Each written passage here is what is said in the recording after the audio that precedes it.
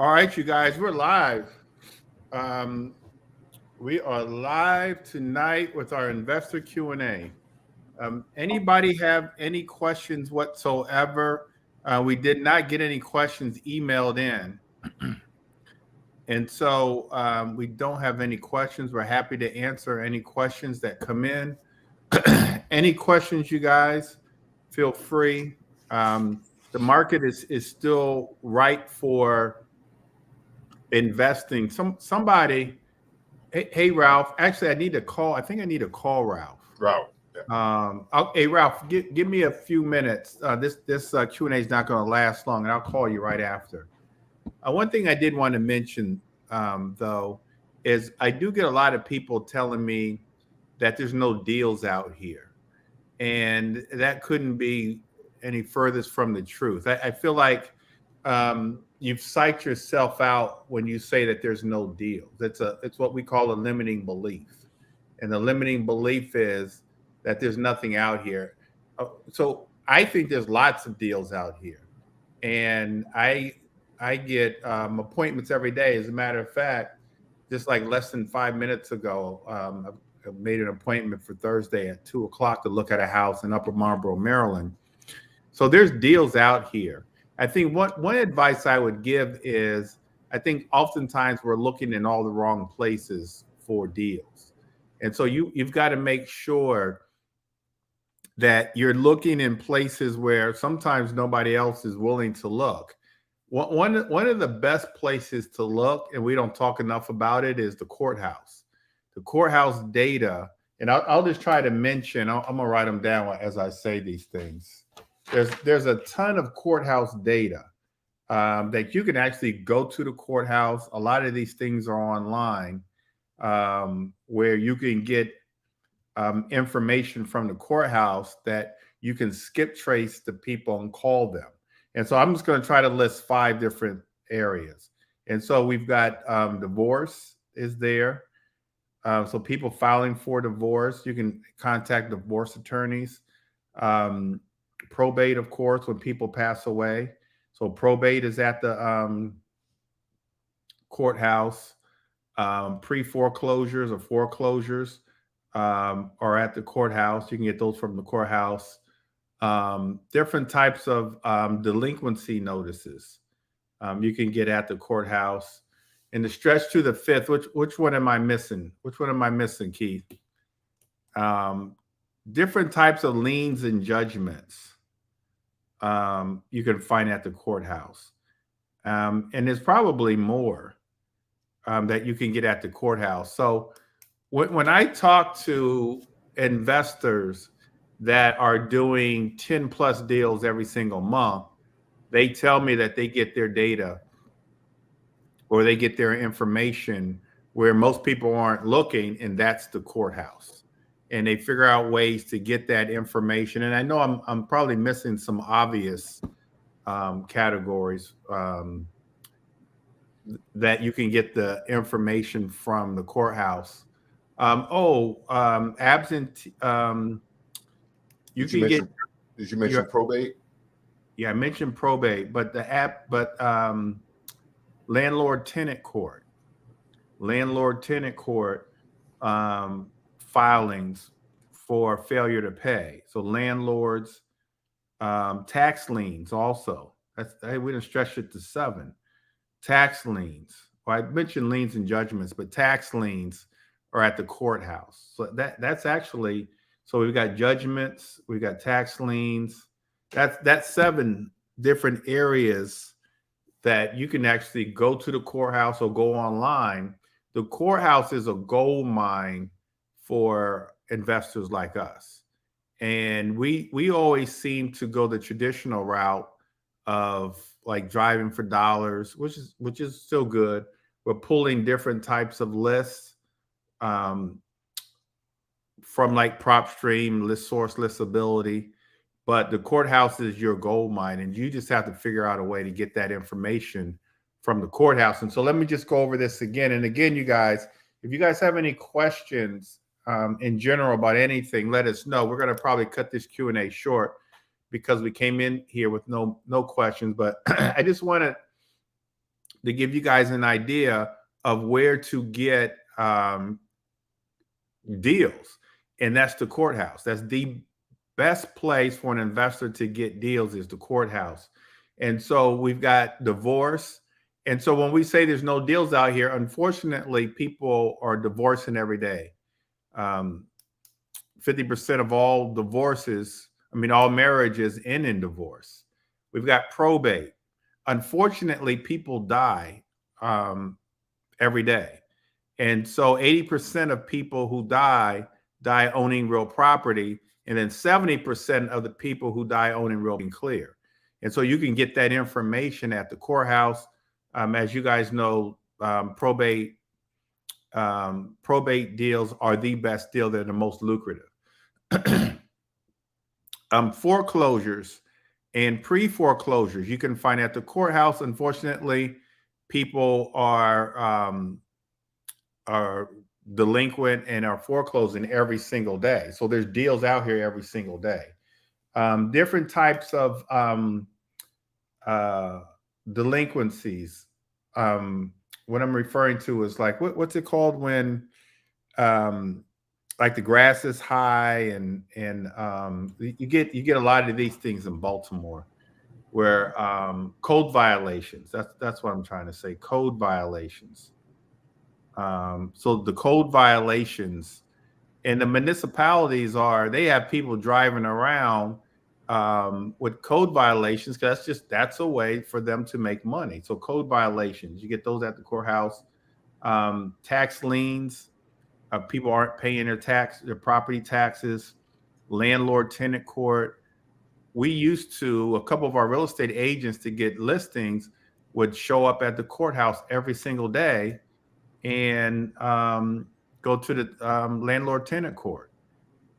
In DC, now in DC, you approach both the landlord, who's in there suing the tenant for not paying, and you approach the tenant to get their rights, to buy the tenant rights, because in DC, the tenants have first right of refusal when the landlord is trying to sell the property. And so landlord tenant court could be a gold mine. I think I mentioned tax liens. I've got 7 delinquency notices. Actually, I have 8. Code violations, delinquency notices, judgments, landlord tenant, tax liens. Hey, Greg. Yeah. Just to interrupt you, give us a quick scenario at the landlord tenant court. You're an investor and you're looking around. You spot someone and it's kind of obvious that they are the landlord. What would you say to them? I think that you bring your business card or a flyer or something, and you say to them, especially the landlords, that I buy houses for cash. It's almost the same script that you do on the phone.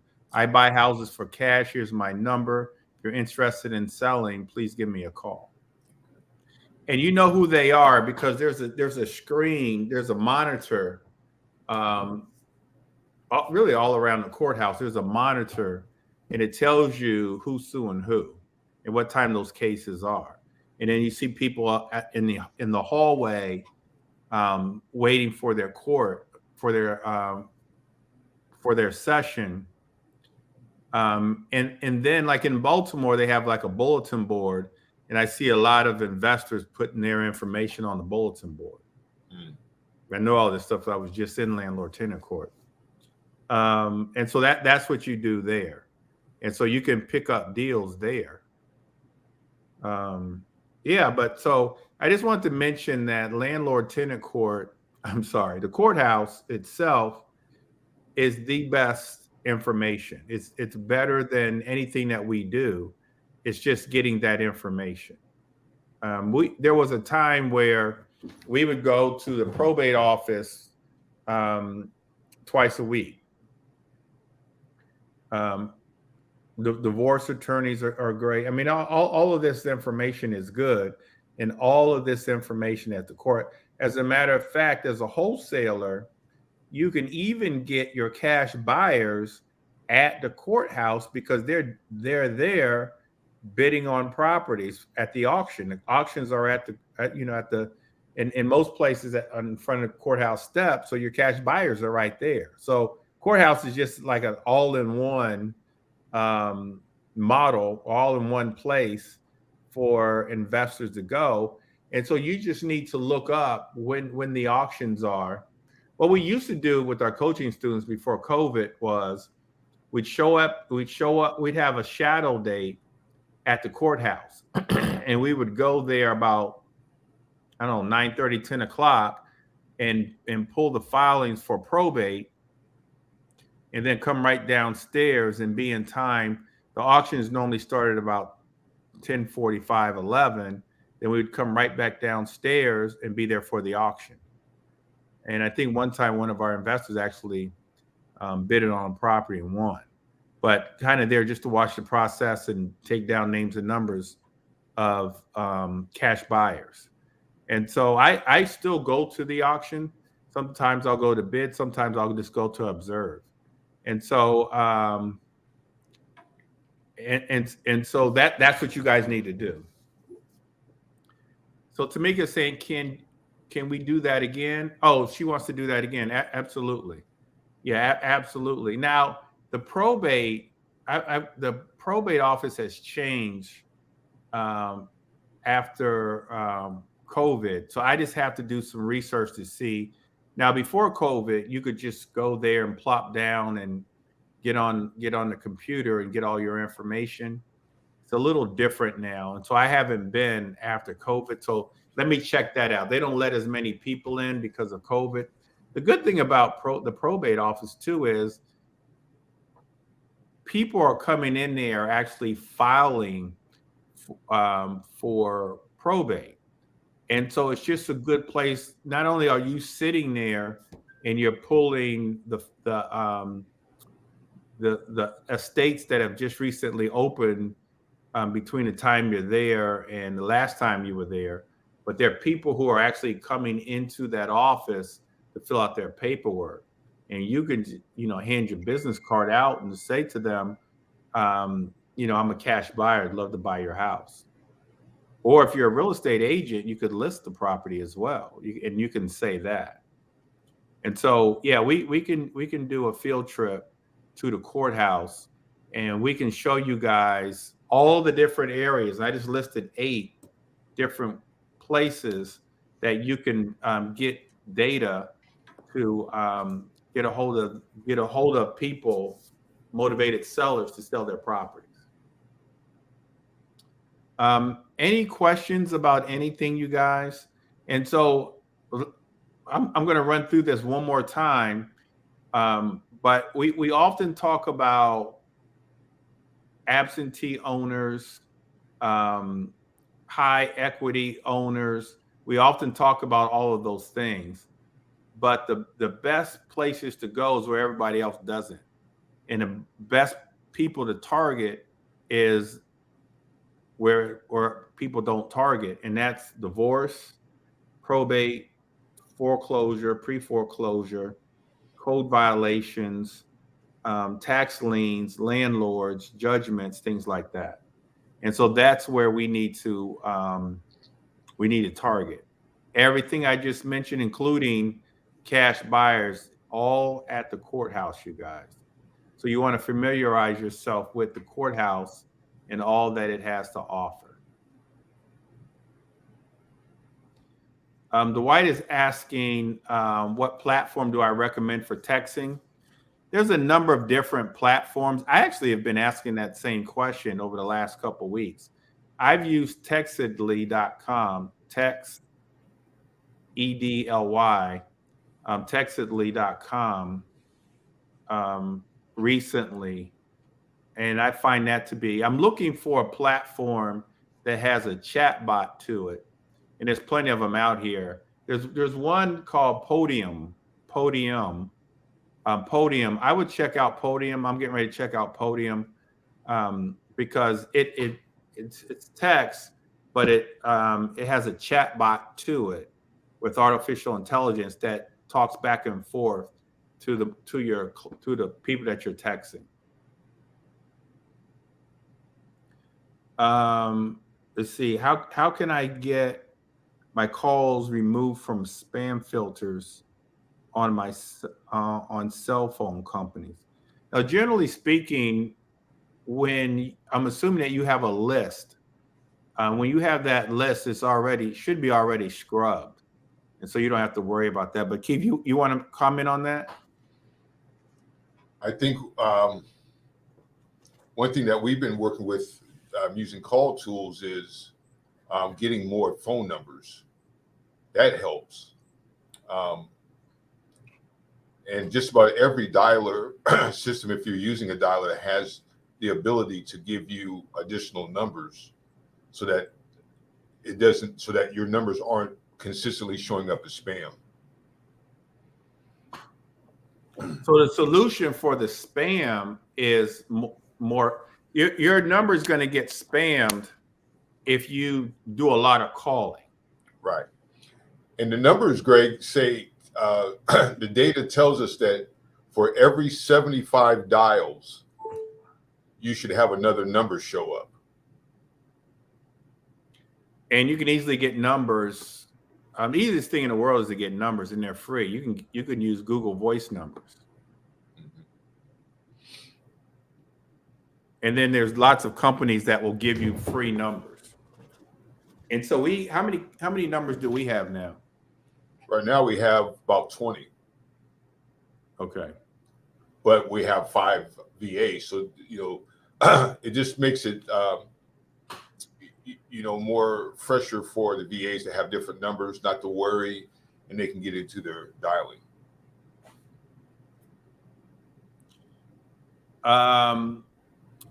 Can you recommend any places to find virtual assistants? I would say Investor VAs. So Investor and then VAS, investorvas.com. Probably over the last 10 years or so, we've used Upwork. And then there's what was the name of that company that we recently used? Reva Global. Reva, yeah. REV and global.com, revaglobal.com. Yeah, REVA Global. Yeah. So we used them. They were a little pricey. I think that investor VAs are about somewhere between $8 to $10 an hour. And then Upwork, you can get on Upwork, you can get as low as like $5 or $6 an hour, but you've got to train them. The good thing about investor VAs and Reva Global is they train their people. They interview them, they screen them. So they're going to be a little more expensive, but they're already going to have experience with using dialers and scripts and everything that you need. Everything that you need for a caller, a cold caller, they have experience. Matter of fact, they'll tell you what you need. Mm-hmm. So I would recommend spending a little more money to go with a company like Investor VAs or Reva Global.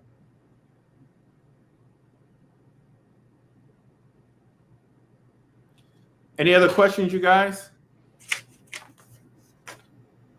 To put those two things together, if you guys can get a list of people that's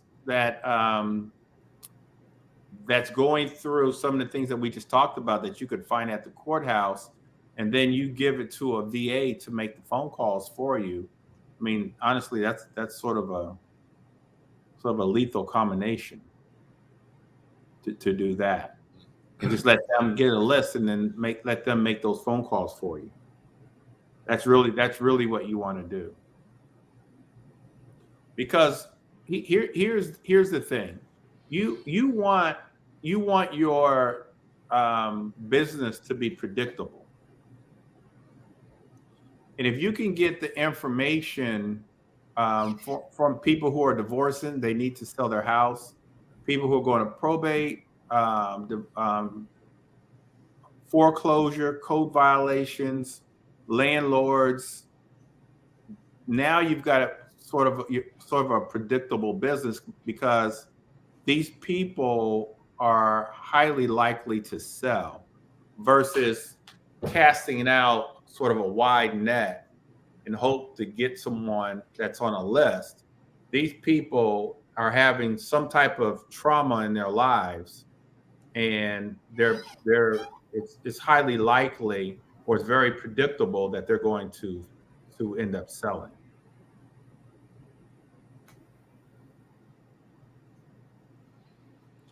And so the question is, have I noticed any changes to the House bill on wholesaling? No, I haven't. I don't think it's going to go through.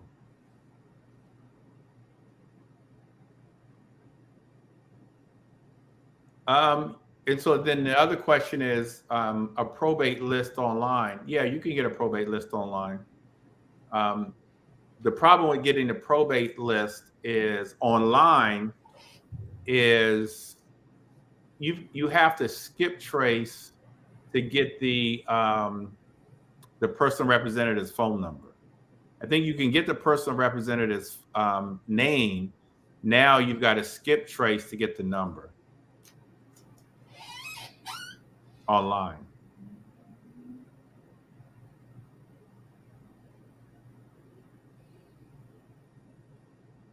Yeah, so Tamika's question is, I'll just put it up here. So the purpose of going to the courthouse is to get the names before they get on an online list. Yep. You want to be the first one to call them. And then keep calling them. Name of the game is follow up. But yeah, you want to get that information and then keep calling them. And then sometimes you're not going to get a list of divorced people who are going through divorce. You're not going to get that list. You may not. It's harder and harder now to get a probate list. Code violations, there is a list for that. Tax liens, it's just harder to get these lists. And people landlords that are going through who are going through issues with their tenants. I'm going through an issue with my tenant. That's not on anybody's list. And so, but if you were to go to court, you would see that I have filed for failure to pay and I have a court date. Plus, on the right day, you'll see me in court.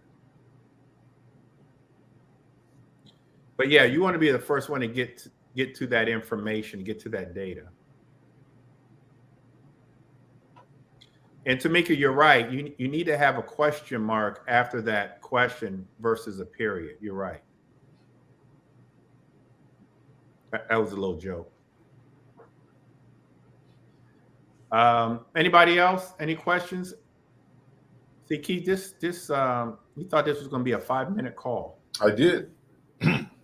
I did. That's some good, useful information. It's good to know that you're always thinking ahead, thinking for us. That's good. All right. So this is a question for you, Keith. If you have 3 VAs, how many calls can you expect them to make per day?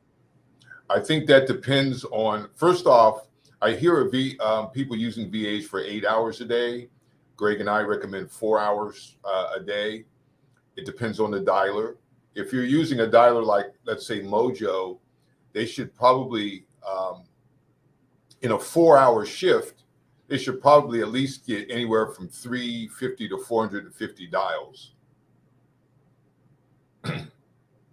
Versus, you just using your phone, you're only going to get maybe 30 calls in an hour's time, 35.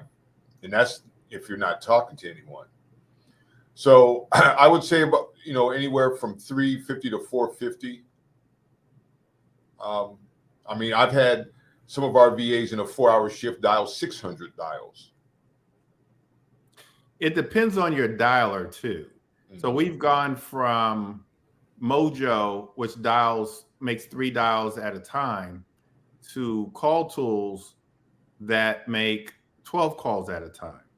And so obviously if they're making 12 calls at a time, you're going to get through more data. But there's pros and cons to that. You're going to get through more data, but it's going to call 12 people, or you could slow it down. Let's say you slow it down to call 6 people. One of them answers.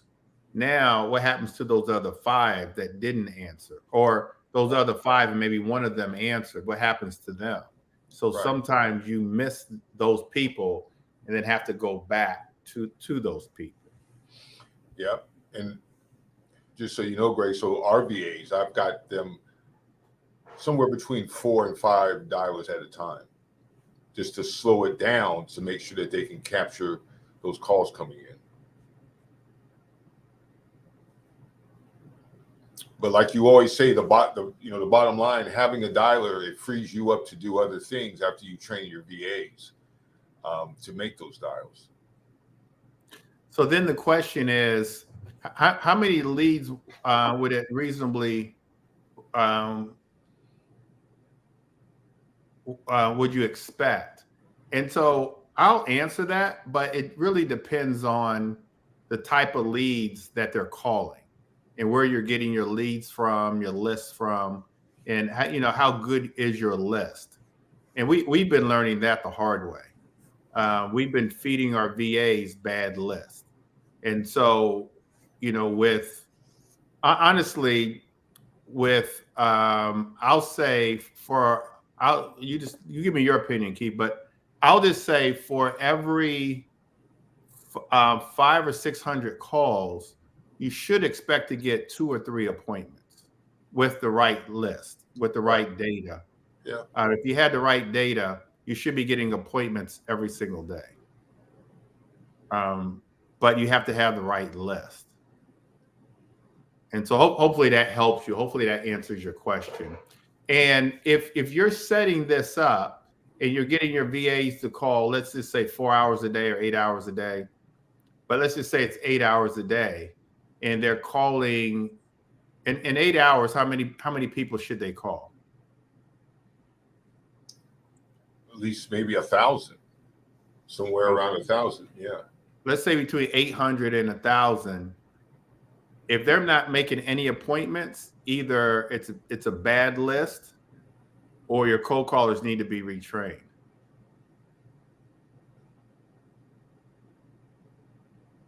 The better list, you guys, are what I just described. You can get, if you can get a probate list, you get a probate list. You can get a list of foreclosures or really pre-foreclosures. Those are the best lists to get, because there's some type of trauma in those people's lives that causes them to maybe want to sell. I mean, I've always said that our pre-foreclosure list is the best list. And we've had probably more success over the last 10, 15 years on our pre-foreclosure list than any other list, and you can get the pre-foreclosures at the courthouse, or you can get it from RedX. There's many places that you can get a pre-foreclosure list, but that's the best list because those people need to sell. Now, obviously, all of them won't sell. Some of them will get forbearance agreements, loan modifications, things like that. Every now and then, believe it or not, people just let their house go to foreclosure. But most of the people do need to sell because their house is going to foreclosure. Those are the type of lists that you guys want, versus, and all these lists are okay. But if you get a absentee owner list, and we do a lot with absentee owners, you don't really know if, a very small percentage of them are going to want to sell. Most of them have tenants that are doing well. There's no trauma. Their tenants are paying. There's no trauma. Pre-foreclosure list, probably 80%, 90% of them need to sell. Right. The banks are not putting that information out there just for the heck of it. So there is a time consideration too on those pre-foreclosures, that at some point in time it's going to go to auction. Right. And so, you see, I list stack, and do vacancy. Yeah, so that's good.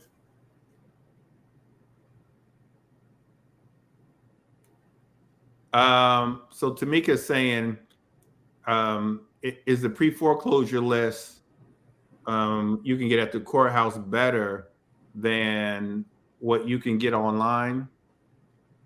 I don't think so. Maybe, but I don't think so. I think it's about the same. It's about the same. And because of that, like I said, we've been having great luck. I mean, we used to have sessions where you guys would come in and just make calls.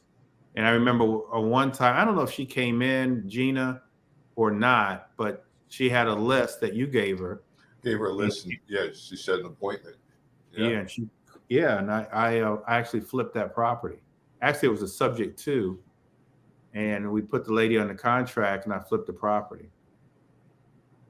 That was from a pre-foreclosure list.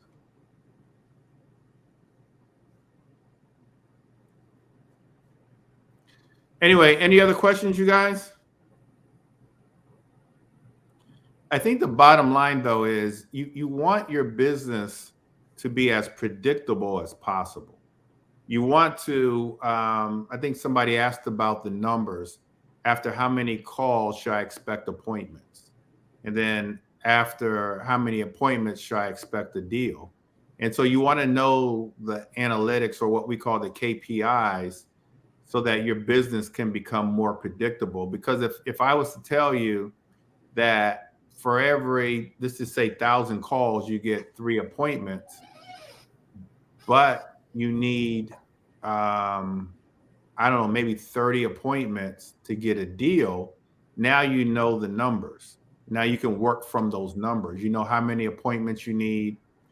I mean, how many dials you need to get appointments, and then how many appointments you need to actually close on a deal. And then you can, now you work backwards to come up with the right numbers in order to reach, to get to those numbers, those analytics.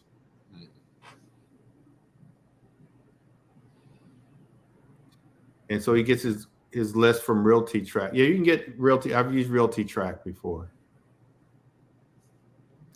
All right, you guys. Well, hopefully a lot of what we're saying makes a lot of sense to you.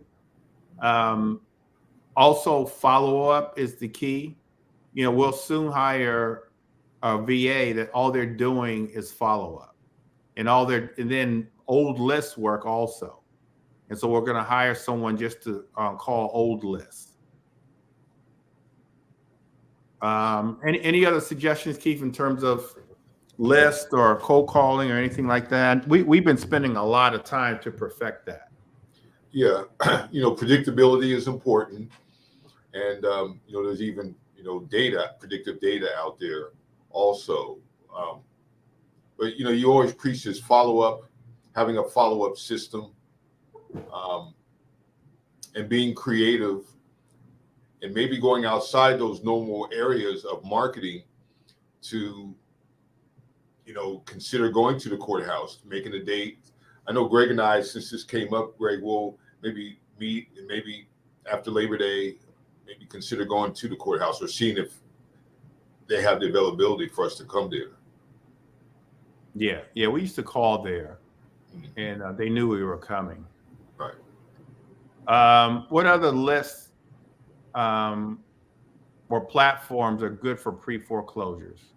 And so I think the Haynes directory, we used to use the Haynes directory. Yeah.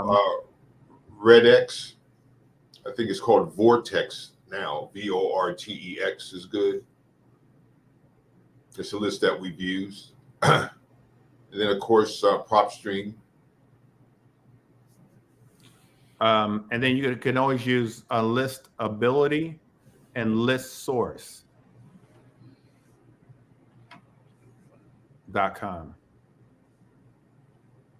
to get the pre-foreclosures. But they have lists for anything. And then you want to set up your VAs and just kind of test it out. Like I said, we've been spending a lot of time with it. because I'm trying to, by this time next year, I want to scale up to 10 deals a month. We follow some people, and they're easily doing 20 deals a month. And so I'm just I'm giving myself a year, but it might not take that long to get up to 10 deals. I'd like to get up to 10 deals a month now. And we're talking about calling, but you have to have a marketing mix. You got to do more than just calling. I mean, social media is good, pay-per-click is good, Google SEO is good, direct mail pieces to the same list that you guys get is good. And so and then even with direct mail, I say after calling, direct mail, in my opinion, is very, very good, because with the same list, you can predict your outcome with postcards. And with postcards, it's for every, I think, so we generally send out 10,000 cards. And so if I multiply that by 0.5%, I get 50 appointments. And so I think the national average is 0.5. And so whatever your list is, you should multiply that by 0.5. And that's the appointments. That's the number of appointments you should be getting. With 50 appointments, I mean, you should be closing at least, I'll say, 3 to 4 on a list of 10,000 that you mail to at least 6 months. You should every month you should be getting at least about 50 appointments.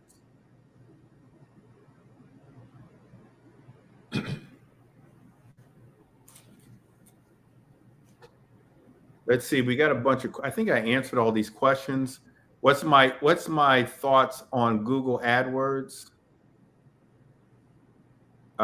Very good. And so a lot of what we talked about, you have to nurture. Is going to take months, a few months, to nurture, schedule appointments, that kind of thing. Google AdWords. You can close deals a lot quicker with Google AdWords, because you've got people now calling you. It's inbound marketing. People are now calling you saying, I need to sell my house. Like they Googled, I need to sell my house, and they come to you, and you've paid whatever, $50 or $20 to have a ranking for your Google AdWords. Now they're calling you, call is inbound. They're saying to you that I want to sell my house. And so, I don't know, maybe 10% of the time, you're going to close those appointments. So it's a higher percentage. So Google AdWords is great.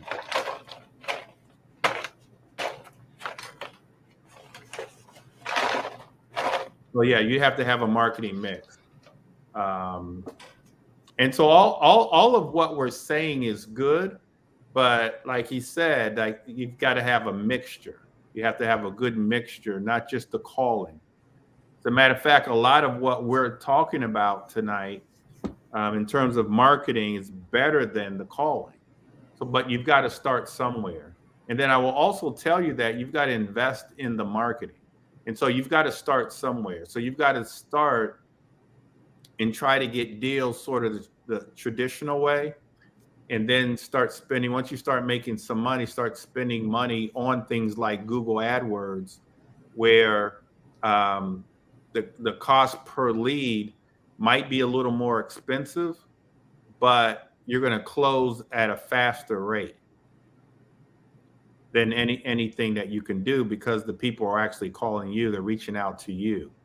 And so that's what we want. But as long as we have sort of a 4 or 5 times return on investment, I mean, that's good. And so you should be okay. And this is maybe for most eventually, you should be okay if you had to spend, let's just say you spent $1,000. Well, let's just say you spent $10,000 let's say you spent $10,000 on a campaign and you got one deal, but that one deal, no,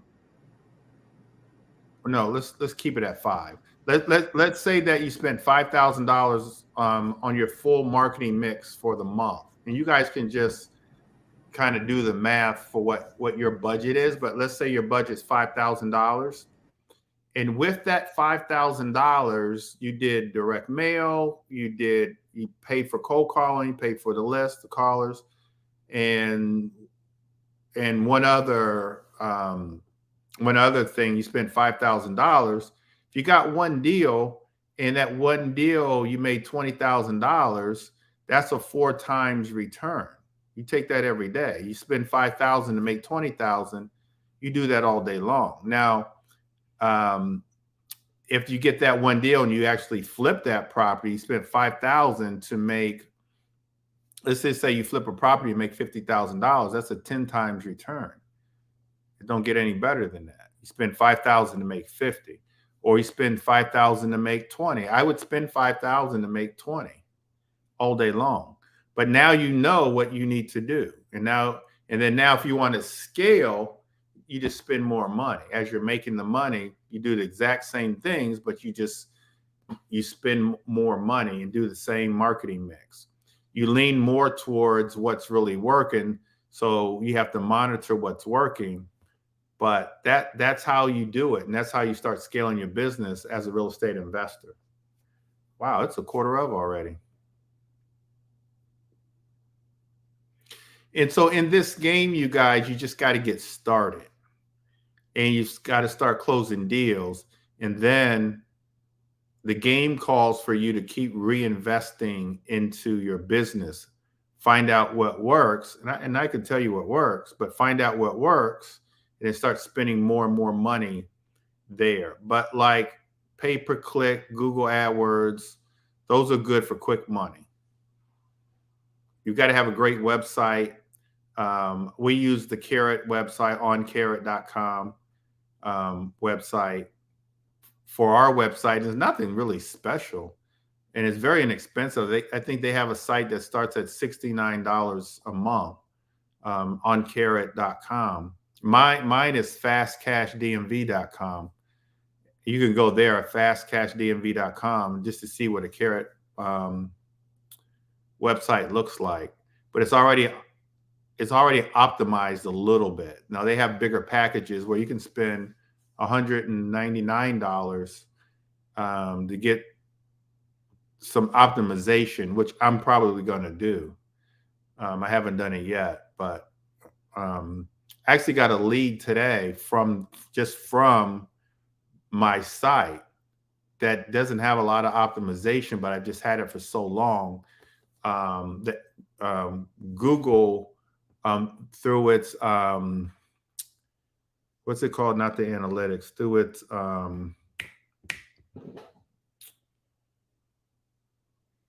I forget what it's called. It's picked up my site, and I got a lead today from my site. Algorithm.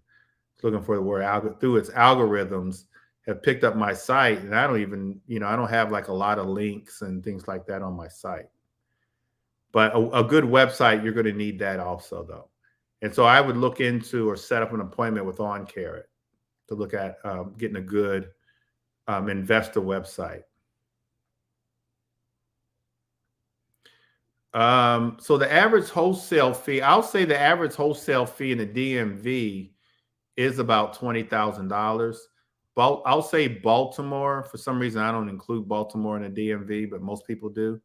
Baltimore is probably about, I'll say half of that, about $10,000 in Baltimore.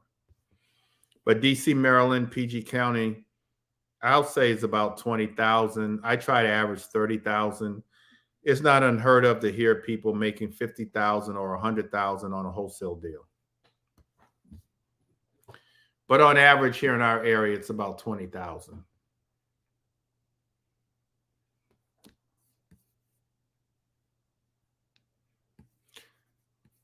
All right, you guys, good questions. Good questions. Any other questions?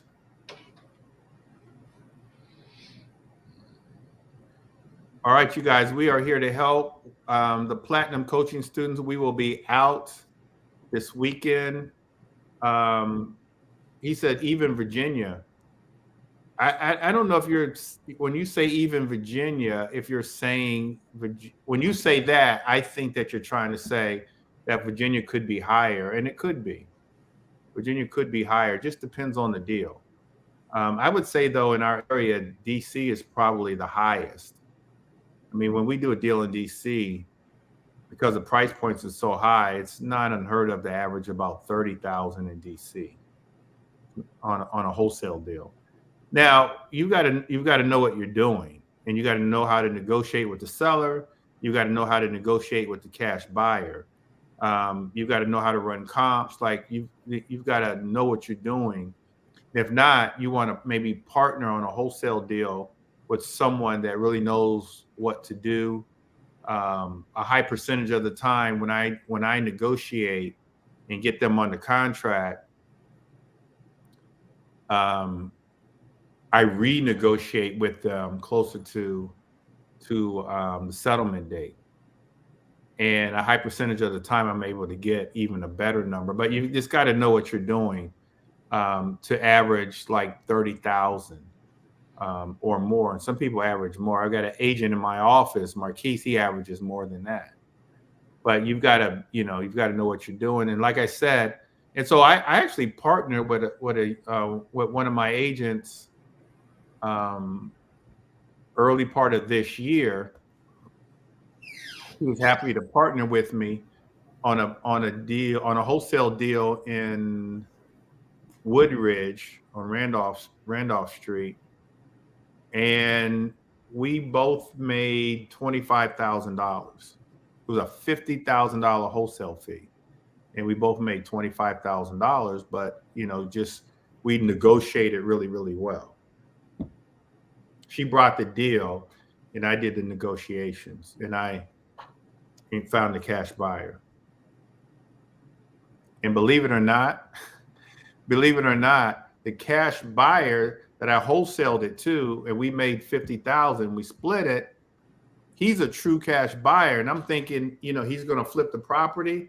I get the settlement, and he tacked on another $20,000 on top of mine. And he wholesaled my wholesale deal. Isn't that something?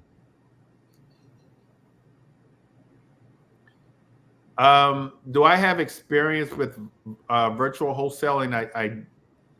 I think I may have done one or two, but it's nothing that I do on a regular basis. I really focus my marketing efforts to this area, and I get a lot of referral business in this area. But I mean, I can do it. I've done it before. All right, you guys, that's it. We thought we were only going to be on here for 10 or 15 minutes because there's no questions, but you guys came on here and asked some really, really good questions. It tells me that you guys are hungry. I never, ever want you guys to think in your mind or put in your mind that there's no deals out here. Never. Someone came up to me and said that Friday. And I'm like, in my mind, I was like, you're right. There's no deals out here. There's plenty of deals for me, but not for you, because you have a limiting belief that there's no deals. There's deals out here. You just have to look at all the right places and keep marketing. All right. I think that's it, Keith. All right. And so we'll send out the information for Saturday. There's a good chance that we will be going to Baltimore this time. There's a good chance we're going to be going to Baltimore. But we'll let you know. All right, you guys, take care. God bless, and we'll talk to you guys soon. Good night, guys. Good night.